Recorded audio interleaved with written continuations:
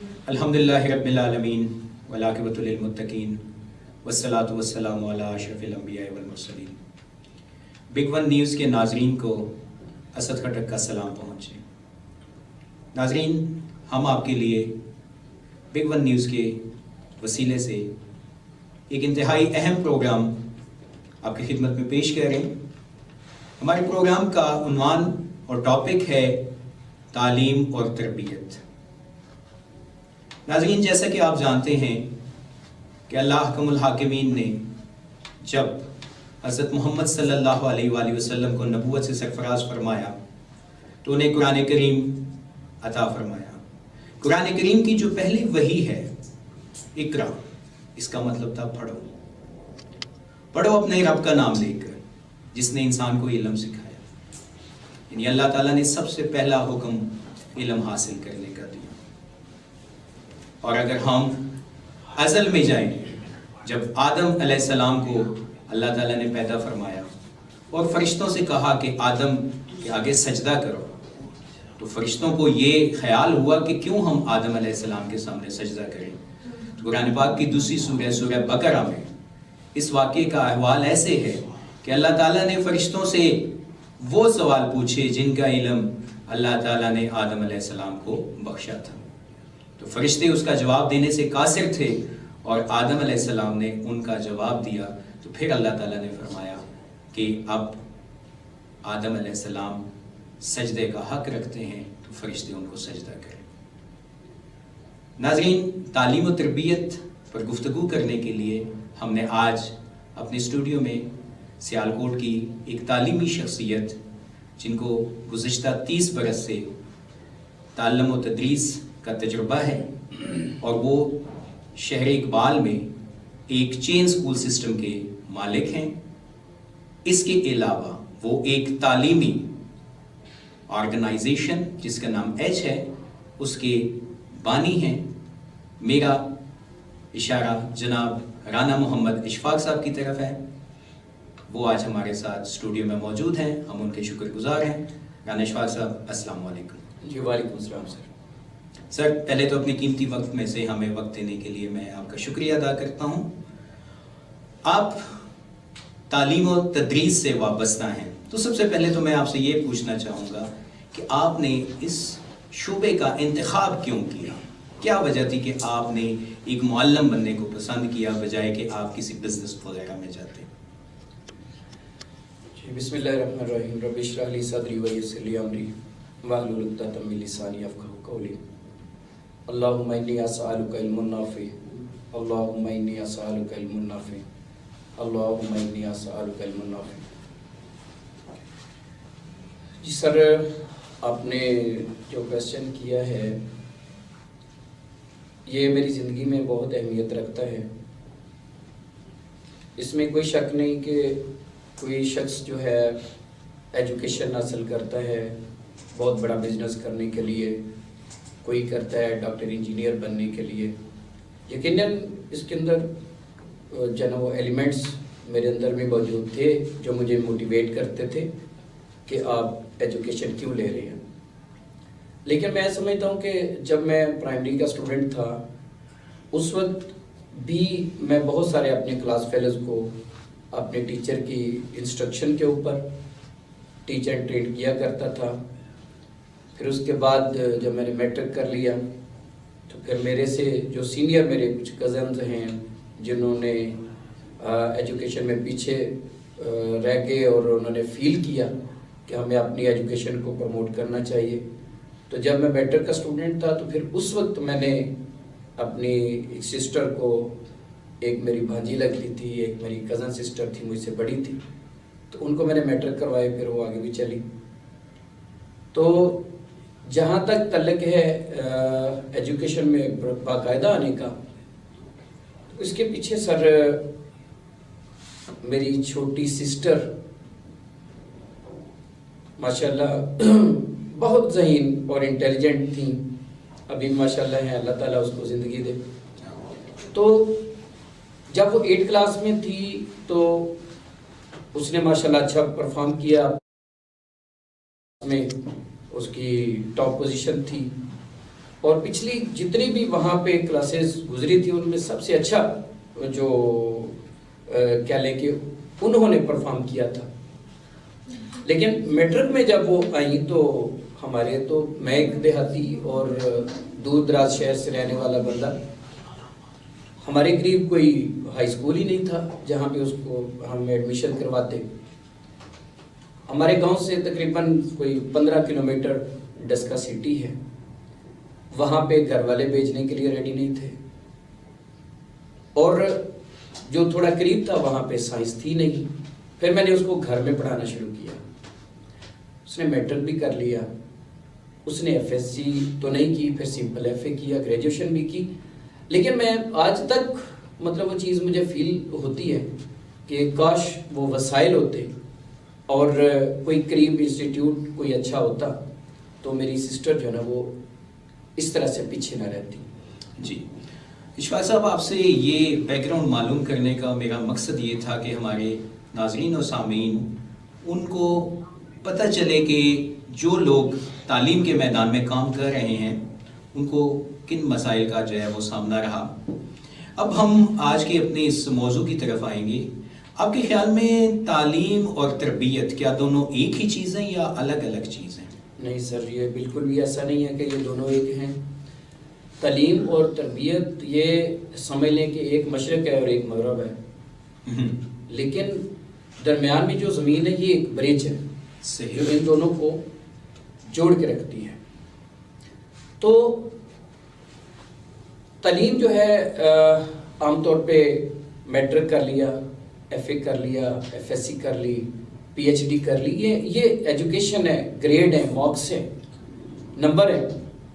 لیکن تربیت بالکل ڈیفرنٹ ہے جس کے نہ نمبر ہیں نہ گریڈز ہیں اور نہ اس کا کوئی ہماری پریکٹیکل لائف میں کے اندر یا دنیاوی زندگی میں نہ ہمیں اس کا کوئی جو بینیفٹ ظاہری طور پر ملتا ہے. تو تعلیم جو ہے, جو تربیت ہے, ایکچولی تربیت کے لیے تعلیم حاصل کی جاتی ہے. بہت خوب. یعنی آپ کے خیال میں تربیت اور تعلیم دونوں کا آپس میں جو ہے وہ ایک یہ انٹر لنک ہیں آپس میں, ایک دوسرے کا جزء لا ينفك ہیں کہ ان کو الگ نہیں کیا جا سکتا. جی ہاں.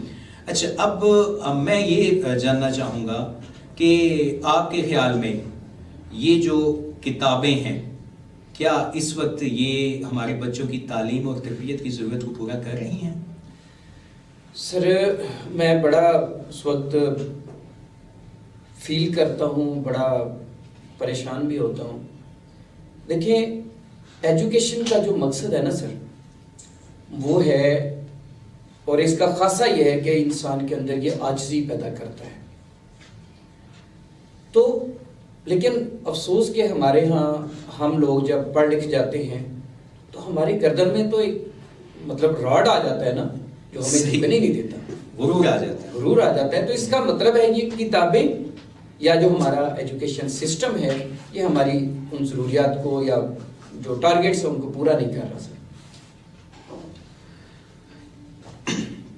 یہاں پر ہم ایک چھوٹے سے بریک پہ جائیں گے. بہت زبردست گفتگو ہو رہی تھی جناب رانا محمد اشفاق صاحب کے ساتھ. Stay tune to big one news. We'll come back after a break.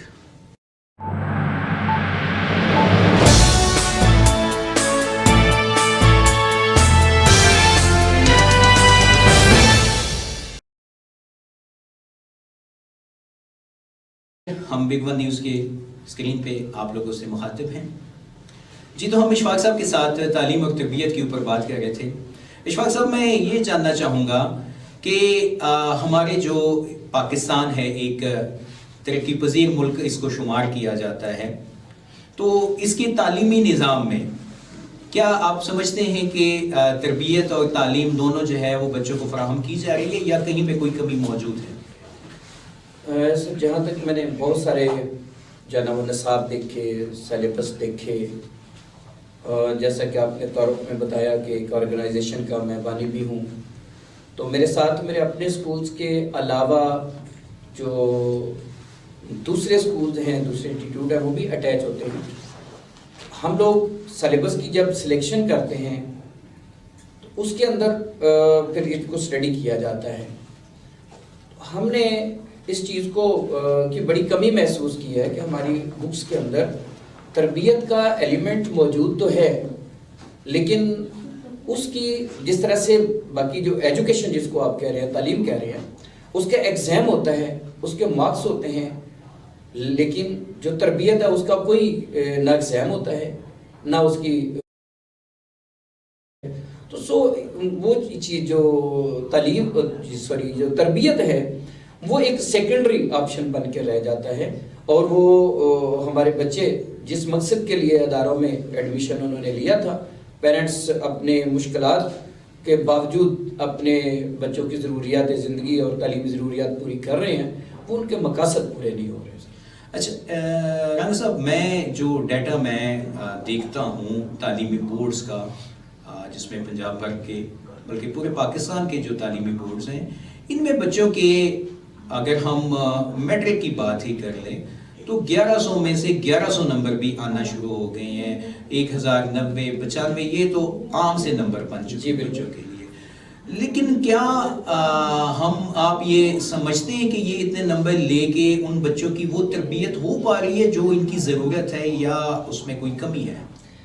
سر اگر یہی تو میں پہلے بھی اشارہ دے چکا ہوں، ہمارے جتنے مارکس زیادہ آ جاتے ہیں نا، اتنا ہی زیادہ ہمارے اندر ایگو آ جاتی ہے، اور ہم اپنے بچوں میں اپنے یہ جو چیز ٹرانسفر کرنے میں ابھی تک ناکام ہیں۔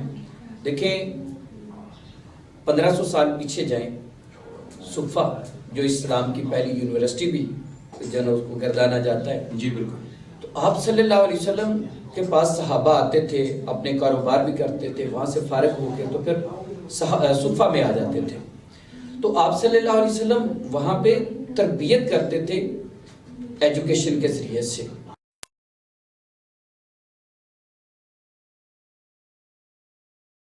ان کے ایجوکیشن سے ان کا دور تک بھی تعلق نہیں ہوتا، لیکن آپ دیکھیں کہ انہوں نے پھر بچوں کو ایجوکیٹ کیا کرنا ہے، اور انہوں نے تربیت کی مطلب کس طرح سے کریں گے۔